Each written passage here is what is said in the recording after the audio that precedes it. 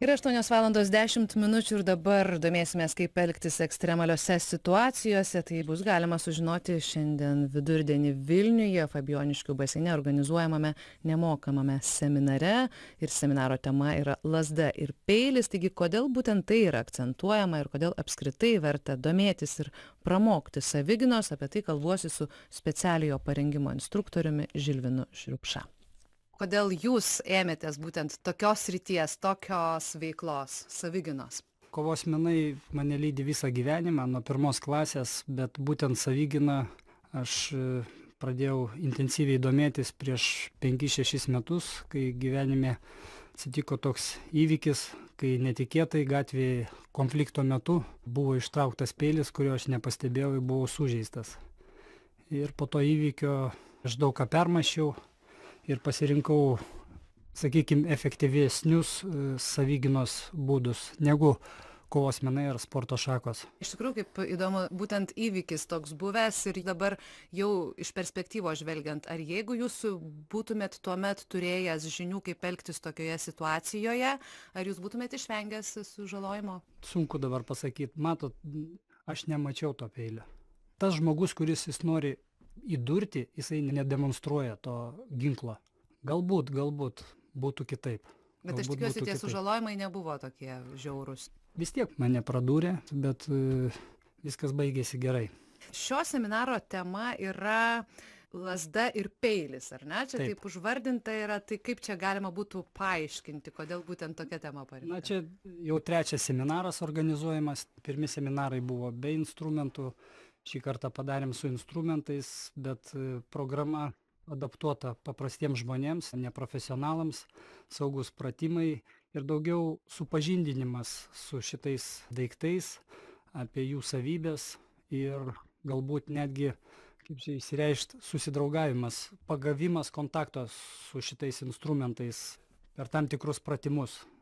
Vien savigynos veiksmai, tai tą galima daug kur išmokti, bet žinių, būtent bagažo, aš norėčiau per šitą seminarą daugiau žinių duoti iš mokslinės pusės, kas tai per daiktas ir kodėl įvyksta treniruotėj daug besitreniruojantis, tarkim 10 metų gali treniruotis savigyną nuo peilio ir išėjus gatvėje tai gali tau nepavykti. O tai kokie yra tie moksliniai niuansai, ką jūs aptarsite, na jeigu taip galima būtų trumpai kažkiek tai vaizdžiai papasakot klausytojams? Na jeigu trumpai, tai pasakysiu tiek, kad dauguma besitreniruojančių savigynos nuo peilio apsisaugomo visuose seminaruose, visur dažniausiai treniruojasi su netikrais daiktais. Tai yra plasmasiniai, imitaciniai peiliai, mediniai ir psichika tai nepriima kaip pavojų. Būtina treniruoti su tikrais daiktais, tikrais peiliais, tik tai turi būti tempas lėtas, nuo šito prasideda. Jeigu jūs norite išmokti gintis nuo peilio, reikia treniruotis gynybą nuo tikro daikto, nuo tikro peilio. Nes gatvėje, tarkim, jūs profesionalas 10 metų treniravotės, puikiai darot, gal net seminarus vedate gynybos nuo peilio, bet jūs treniruojatės su mediniais peiliais. Ir jums gatvėje ištraukia tikrą peilį, aštrų ir psichika duoda signalą, kad ne, čia ne tas, ką tu man salėje mokinai. Ir prasideda viduj neramumai galvoj ir tu padarai klaidą. Ar per greitai padarai, ar per stipriai, bet bus klaida. O kaip pasiruošti būtent psichologiškai? Na, juk tokia situacija visuomet būna netikėta, tu niekad nežinai. Na, gali nuspėti, jeigu yra tamsus paros metas, tam tikras rajonas ar tam tikra vieta, bet vis dėlto tai yra netikėta. Realioj situacijai psichologiškai įmanoma pasirinkti?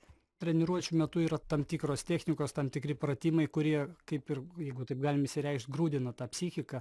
Visų pirma, žinių bagažas, kaip elgtis, kokią psichologiją to užpuolėjo. Reikia daugiau žinoti apie tą aplamai, apie tą dalyką, kaip elgtis, kodėl jis taip elgėsi.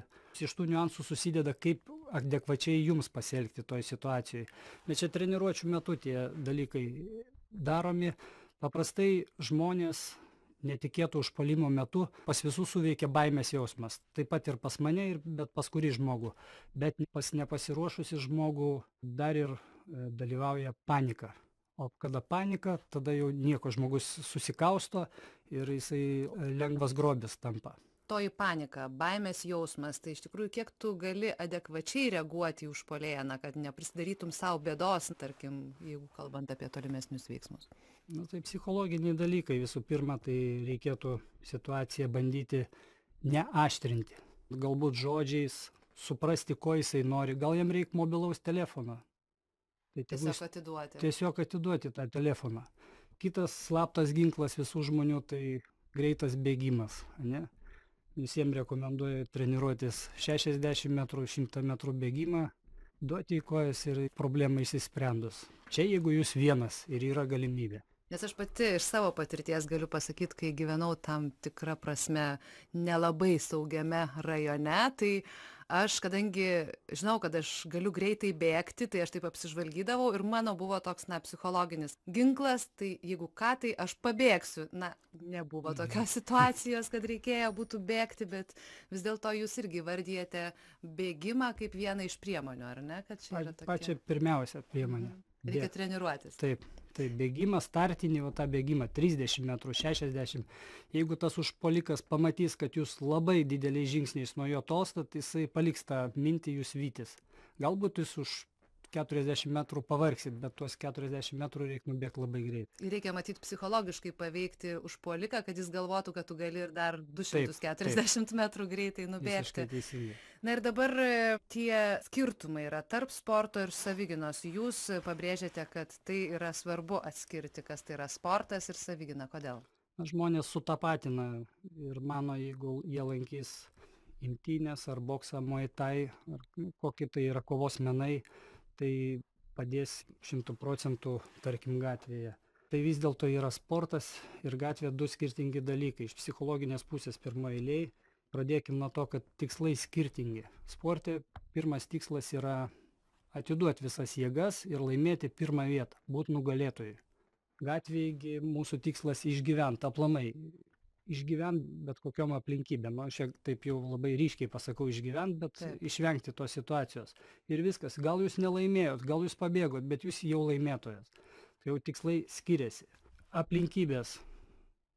Sporte yra tam tikras laikas numatytas, gatvėje nėra to laiko numatyta. Gali labai trumpai tęstis, gali ant jūsų šokinėti dar pusę valandos. Sporte, kaip įprasta būna, visi treniruojasi vienas prieš vieną, panaši svorio kategorija, pagal tam tikras taisyklės. Netgi kovose be taisyklių yra virš 120 taisyklių. Gatvėje šitų dalykų nėra. Gatvėje gali būti užpuolikai ir keli, ir su armatūra, su peiliu, su dužena ir panašiai. Dideli skirtumai ir, tarkim, sporto ringe sportininkas visą laiką jaučia, kad jeigu kažkas pradės eiti ne taip, yra teisėjas, jis sustabdys tą kovą. Yra medikai, suteiks pagalbą, gatvėje šitų dalykų nėra, nieks nestabdys ir gatvėje įsijungia savisaugos instinktai, kurie salėje besitreniruojant jie neįsijungia. Tai vis tiek priimama kaip šiltnamį, panašu į kovą, bet tai yra sportas. Tai čia nedaug aspektų yra, žymiai daugiau. Apšvietimas, temperatūra, apranga ir pasirengimas. Jeigu gatvėje įvyktų įvykis, tai būtų netikėtas. Sporte jūs jau ruošiatės morališkai, fiziškai iš anksto tai kovai. Daug dalykų. Taip, svarbu skirti. Ir kaip jūs manytumėt, ar kiekvienas gali gebėti išmokti savigynos technikos? Tikrai taip. Ir ilgai tai trunka? Patys paprasčiausi veiksmai, tas būtinasis blokas, jisai greit išmokstamas, tarkim, per pusę metų. Jeigu taip skaičiuoti, kad kasdieną po akademinę valandą skirt, tikrai po pusės metų, aš manau, jau ir žmogus fizinio pasirengęs. kažkokio specialaus pasirengimo? Matot, yra keliai.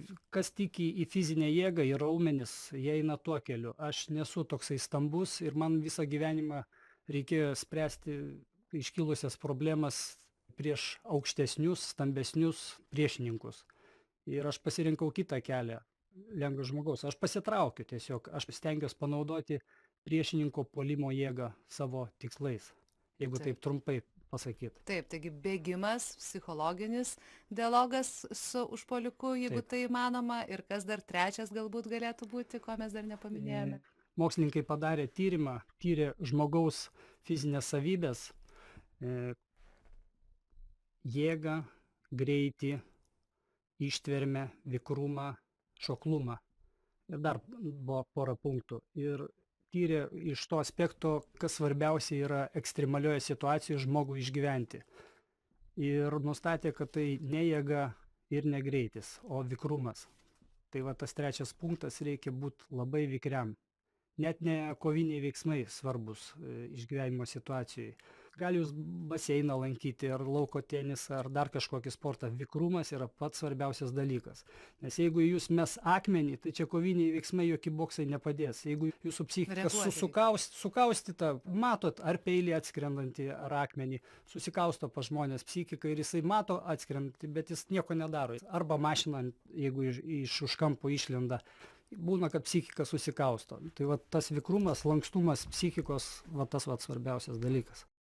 Taigi, kaip elgtis ekstremaliose situacijose, apie tai kalbėjome su specialiojo parengimo instruktoriumi Žilvinu Šriupša.